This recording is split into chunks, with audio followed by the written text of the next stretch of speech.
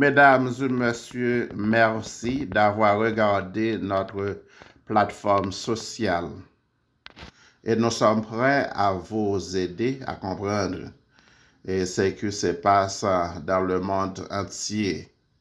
Aujourd'hui, la vie des Haïtiens devient plus difficile que jamais et tous les gangs sont unis et pour lutter contre les esclaves systémiques qui mettent le peuple haïtien dans la pauvreté. Ils tirent partout, dans toutes les directions. Ils ont pour objectif forcer Ariel Henry quitter le pouvoir. La plupart des habitants d'Haïti pensent qu'Ariel Henry n'est plus Premier ministre. Plusieurs milliers d'Haïtiens se manifestent contre Ariel. L'ex-premier ministre Claude Joseph s'est entendu avec France 24.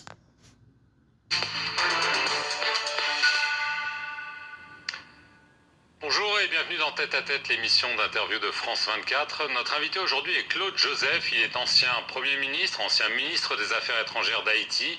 Il est désormais à la tête du parti d'opposition Les Engagés pour le Développement et il est avec nous depuis Port-au-Prince. Merci beaucoup Claude Joseph. Un plaisir d'être avec vous, M. Marc Perelman.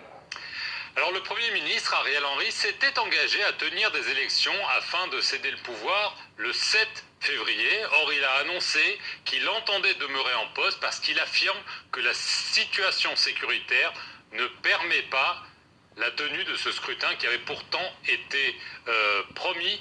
Quelle est votre réaction à sa décision de rester au pouvoir ? D'abord, permettez que je vous dise qu'en Haïti, présentement, nous vivons une situation exceptionnelle. M. Ariel Henry est un ancien Premier ministre qui occupe illégalement les espaces de pouvoir de l'État, tels la présidence ou bien le palais national, la primature et les ministères. Donc, en voulant tout faire pour garder le pouvoir illégalement, le gouvernement de M. Ariel Henry, un gouvernement décrié, impopulaire et illégitime, est en train de provoquer, de faire provoquer une guerre civile en Haïti que la population haïtienne cherche intelligemment à éviter. M. Ariel Henry met face à face deux corps, deux entités de l'État, à savoir une brigade connue sous le nom de BESAP et la police nationale d'Haïti pour s'entretuer. Donc, vraiment, nous vivons en Haïti un véritable recul démocratique, une véritable régression démocratique avec Ariel Henry qui instrumentalise la justice haïtienne à des fins politiques et politiciennes et qui veut à tout prix vraiment garder le pouvoir. Donc c'est pourquoi la population elle est mobilisée dans tout le pays pour forcer M. Ariel Henry à libérer les espaces de pouvoir occupés illégalement. C'est lui qui a signé et publié dans le journal Le Moniteur, le journal officiel du pays, un accord connu sous le nom d'accord, l'accord du 21 décembre. Et à travers cet accord, l'accord a clairement mentionné, a clairement établi, n'est-ce pas, la fin de la période intérimaire le 7 février 2024. Donc en voulant s'accrocher illégalement encore au pouvoir, M. Ariel Henry est tout simplement un ancien Premier ministre de facto qui doit être chassé, qui doit être chassé à la primature. Donc c'est la volonté du peuple haïtien. Vous avez vu ça le 5, 6 et 7 février 2024. Il y a une nouvelle phase, une nouvelle étape dans cette mobilisation à partir de ce lundi 12 février 2024 pour forcer M. Ariel Henry à libérer ces espaces pris en otage. Alors Claude Joseph, vous dites il faut chasser Ariel Henry. C'est un mot lourd évidemment de signification. Qu'est-ce que ça veut dire? Est-ce que vous appelez à son renversement, y compris par la force, hein? On a vu certains acteurs politiques, hein? On va parler de Guy Philippe, un ex-putschiste qui est rentré récemment, appeler ouvertement au renversement d'Ariel Henry. Est-ce que vous êtes sur la même ligne? Est-ce que vous appelez à un coup d'État en Haïti? Non, nous appelons à une mobilisation générale pacifique pour forcer M. Ariel Henry à libérer ses espaces de pouvoir. Donc nous sommes des démocrates et nous savons pertinemment que la voix du peuple, c'est la voix de Dieu. Donc Ariel Henry ne peut résister face à cette mobilisation générale dans tout le pays. Donc la mobilisation, elle est pacifique, elle est démocratique, mais il faut comprendre que M. Ariel Henry est désormais un ancien Premier ministre de facto qui occupe illégalement les espaces de pouvoir de l'État, à savoir le Palais national, la primature et les ministères. Donc, il revient au peuple haïtien de prendre son destin en main et de chasser, et je dis bien de chasser pacifiquement M. Ariel Henry à la primature. Alors j'ai mentionné Guy Philippe, hein, qui était détenu aux États-Unis, qui est revenu récemment, qui avait été mêlé à une tentative de putsch il y a quelques années. Est-ce que vous êtes allié avec lui? Parce que lui appelle ouvertement au renversement du Premier ministre et il semble que ce ne soit pas forcément uniquement par des voies pacifiques. Sénateur Guy Philippe, aujourd'hui, jouit d'une grande popularité auprès des masses, des déshérités, des laissés pour compte, particulièrement dans ce combat visant la libération des espaces de pouvoir occupés par le Premier ministre, l'ancien Premier ministre Ariel Henry. Donc, nous autres, au niveau de aider, nous croyons dans une mise en commun réelle pour renverser démocratiquement M. Ariel Henry au pouvoir. Parce que, écoutez, sous la direction de M. Ariel Henry, il y a un bilan catastrophique. C'est 300 000 déplacés internes à cause de la violence des gangs, sous le regard complice de ce gouvernement qui abandonne la population haïtienne. C'est plus de 12 000 personnes tuées. C'est plus de 5 millions haïtiens qui font face à une insécurité alimentaire aiguë. C'est des kidnappings, des milliers de kidnappings, c'est la paupérisation de la classe moyenne, c'est le désespoir avec M. Ariel Henry. Donc, c'est l'abandon total, c'est l'indifférence totale.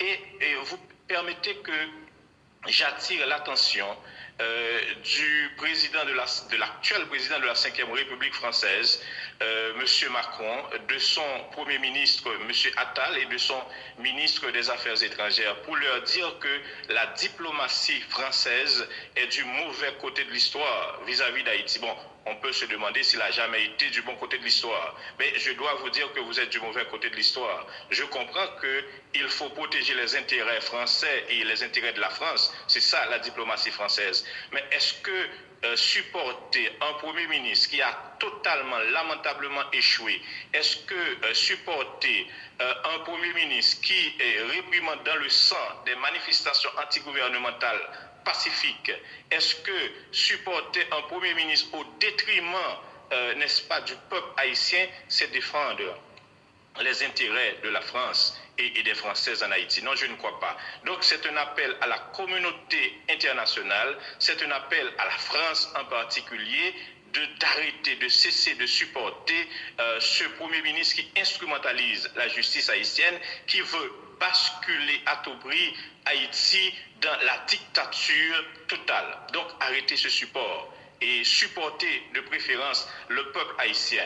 Donc j'appelle à la mobilisation générale dans tout le pays. Ce lundi, c'est une nouvelle étape. Moi-même personnellement, je serai avec mes compatriotes dans les rues pour exprimer nos mécontentements, pour exprimer nos ras-le-bol, parce que ce n'est pas possible. Le Premier ministre a appelé et a été écouté par le Conseil de sécurité de l'ONU pour le déploiement d'une force de police internationale.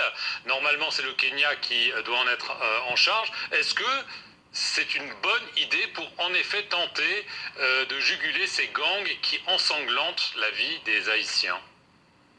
Bon, évidemment, il y a un problème d'insécurité, de sécurité sérieux dans le pays. On ne peut pas l'ignorer. Cependant, le Premier ministre, il a fait c'est un désaveu total parce qu'il ne peut pas organiser le pays, il ne peut pas sécuriser la population, il ne peut pas offrir, garantir un minimum de sécurité. Donc, nous autres, nous voyons dans cet appel une stratégie parce que sa seule motivation, la seule motivation du Premier ministre, l'ancien Premier ministre de facto haïtien, M. Ariel Henry, c'est de garder le pouvoir le plus longtemps que possible. Donc, au lieu de voir n'est-ce pas, un soulagement à la souffrance de la population dans cette force multinationale et de sécurité, mais M. Ariel Henry stratégiquement voit comment il peut rester, garder le plus longtemps le pouvoir. Nous autres, au niveau de ED, nous avons exprimé nos préoccupations par rapport à une force internationale en Haïti, parce que nous avons une histoire, vous connaissez très bien, n'est-ce pas, teintée d'ingérence de la communauté internationale, et en fait, les résultats sont visibles, les résultats sont tangibles. Donc, nous croyons aujourd'hui qu'il faut, au sein de la police nationale, une entité, une unité anti-gang, bien payée, bien entraînée, bien équipée et beaucoup de volonté pour faire face à cette réalité dans les quartiers défavorisés, dans les quartiers populaires où les enfants et les jeunes sont armés et qui sont face à la population haïtienne. Claude Joseph, très rapidement, parce qu'on arrive à la fin de cet entretien, il y a certains soupçons qui ont été exprimés dans des rapports de police sur les liens entre Ariel Henry et les assassins de l'ancien président Jovenel Moïse. Vous étiez son prédécesseur, c'est vous qui avez annoncé l'assassinat. Est-ce que vous aussi, vous partagez des soupçons sur le rôle d'Ariel Henry dans cet assassinat? Bon, et ce rapport de la DCPJ est un rapport méticuleux, c'est ce qu'on appelle la Bible de cette investigation. Moi, j'y crois, parce que évidemment, il y a des liens entre l'assassin et Badio et M. Ariel Henry. Bon, c'est à la justice de faire son travail, mais au moment où je vous parle, M. Ariel Henry essaie d'inverser les accusations contre les proches du président Jovenel Moïse. Donc, c'est un coup d'État classique. Eh bien, les bénéficiaires ou bien les instigateurs de ce coup d'État n'ont pas eu le temps d'assassiner Mme Martine Moïse et Claude Joseph. Eh bien, aujourd'hui, on essaie d'inverser les accusations, ce que le peuple rejette en un revers de main. Claude Joseph, merci beaucoup d'avoir participé à cette émission depuis Port-au-Prince en Haïti et merci à vous de l'avoir suivi.